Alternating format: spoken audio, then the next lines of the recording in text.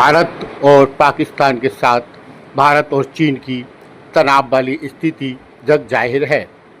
भारत और चीन दो प्राचीन सभ्यताएं, विशाल जनसंख्या और तेजी से उभरती दोनों देशों के बीच व्यापारिक संबंध अच्छे होने के बाद भी एक विश्वास की स्थिति आज भी बनी हुई है। दोनों देशों की सीमाएं 3,488 किलोमीटर तक फैली हुई है, लेकिन ये सीमा LIC यानी लाइन ऑफ एक्चुअल कंट्रोल को लेकर सदियों से विवाद का कारण बना हुआ है। आज की ये कहानी बताती है यह विवाद कैसे शुरू हुआ, किन किन घटनाओं ने इसे हवा दी और आज हम किस स्थिति में खड़े हैं।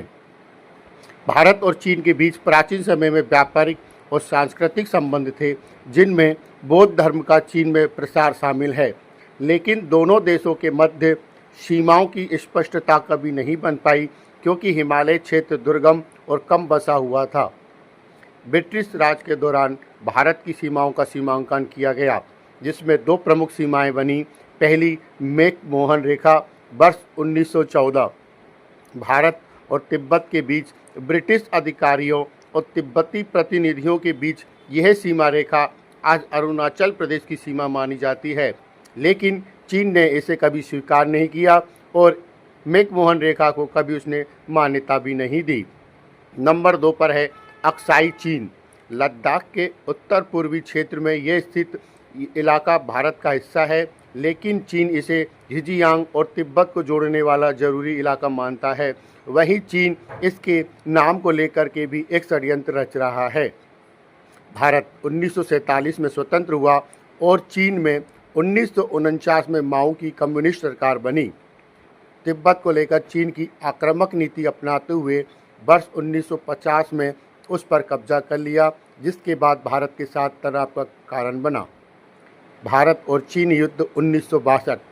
सीमा विवादों के बीच 1962 में चीन ने भारत पर हमला कर दिया। इस युद्ध में चीन ने अक्साई चीन पर कब्जा कर साथ ही चीन ने अरुणाचल प्रदेश में भी घुसपैठ शुरू की।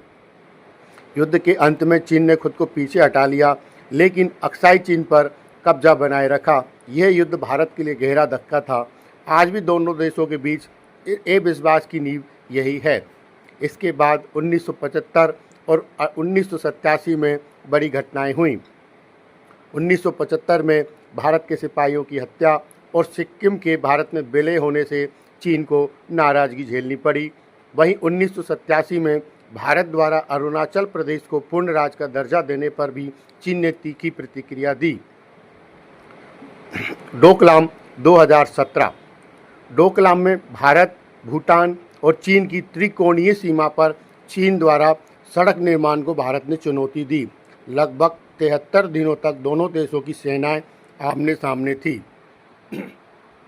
यह टकराव बिना युद्ध के समाप्त हुआ, लेकिन यह दिखाता है कि क्षेत्रीय संतुलन कितना संवेदनशील है।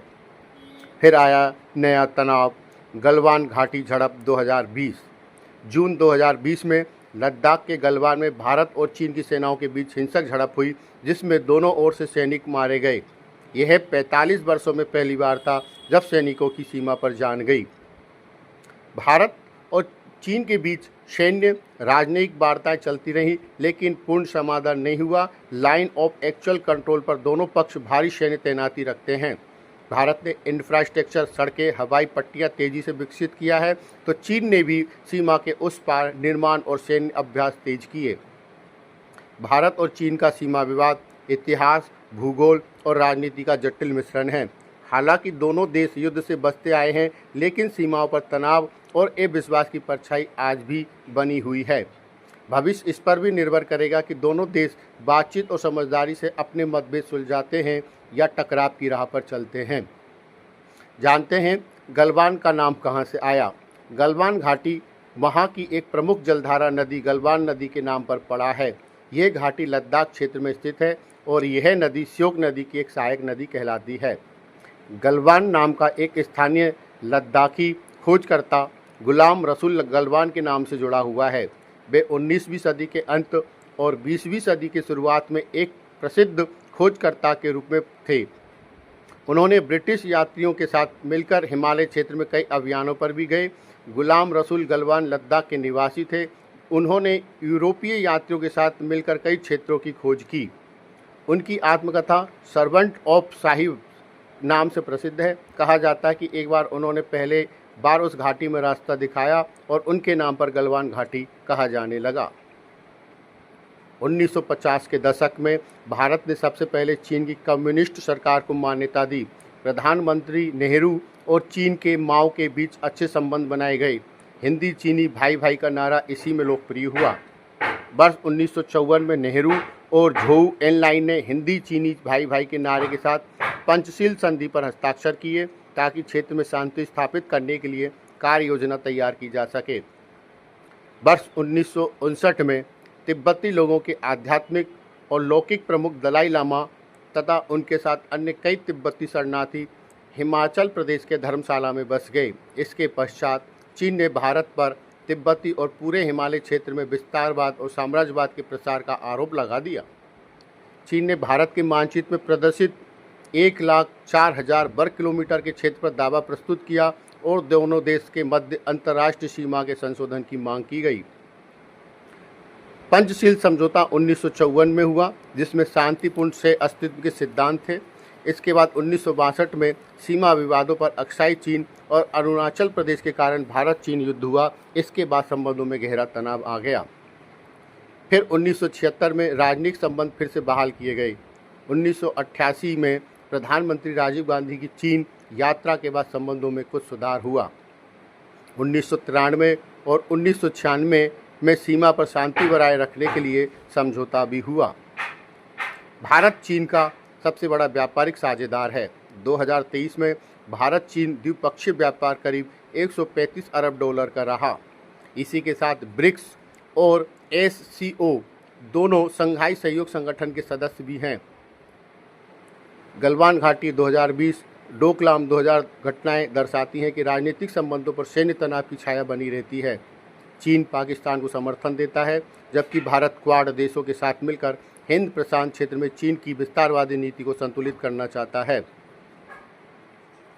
भारत और चीन के राजनीतिक संबंध सहयोग और प्रतिस्पर्धा दोनों से भरे हैं। जहां व्यापार और अंतर्राष्ट्रीय मंच पर सहयोग है, वहीं सीमा विवाद और रणनीतिक मतभेद इन संबंधों में निरंतर तनाव उत्पन्न करते हैं। भारत और चीन के बीच व्यापारिक संबंध बहुत महत्वपूर्ण भी हैं और दोनों देशों के बीच द्विपक्षीय व्यापार लगातार बढ़ रहा है। भारत चीन से इलेक्ट्रॉनिक उपकरण, मशीनरी और रसायनों का आयात करता है, जबकि चीन को भारत से लौह अयस्क और समुद्री उत्पाद निर्यात किए जाते हैं। 2023 में दोनों देशों के बीच कुल द्विपक्षीय व्यापार 115 बिलियन अमेरिकी डॉलर से अधिक था, जिससे चीन भारत का प्रमुख व्यापारिक साझेदार बन गया। भारत और चीन के बीच व्यापारिक संबंधों के कुछ मुख्य बिंदु। 2015 से 2022 तक भारत चीन द्विपक्षीय व्यापार में 90.14% की वृद्धि हुई, जो औसत वार्षिक वृद्धि 12.87 है। 2022 में चीनी दूतावास के अनुसार चीन के साथ कुल व्यापार में साल दर साल 8.47% की वृद्धि हुई। यह अब 136.26 बिलियन अमेरिकी डॉलर तक पहुंच गया है।